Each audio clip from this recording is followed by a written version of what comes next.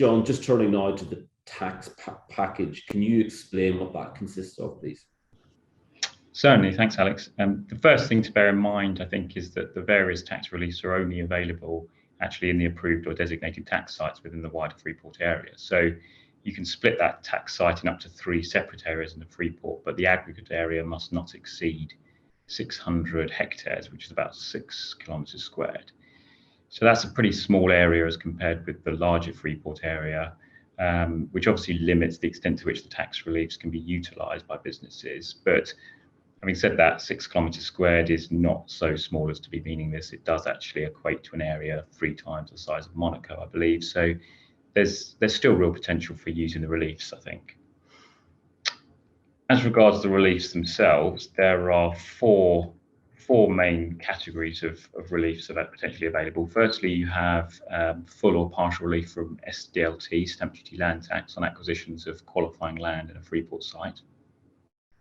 Secondly, you have enhanced capital allowances, which themselves break down into 2 categories: enhanced structures and buildings allowances, which is for capital expenditure incurred on the construction or conversion, renovation of commercial and non-residential structures and buildings in Freeport tax sites.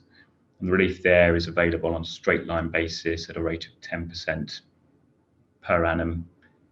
So that compares pretty favourably with the 3% rate that's available for normal structures and buildings allowances. So effectively you get your tax relief 3 times as fast. And then the second category of enhanced capital allowances is enhanced first year allowances for capital expenditure on new and unused plant and machinery for use in a Freeport tax site, where you get relief at a rate of 100% in the first year. So that's much more generous than the 18 or 6% rates on a reducing balance basis that are normally available. So there are actually other enhanced capital allowances regimes that were announced fairly recently by government that aren't linked to Freeports, but still that's fairly generous. Okay.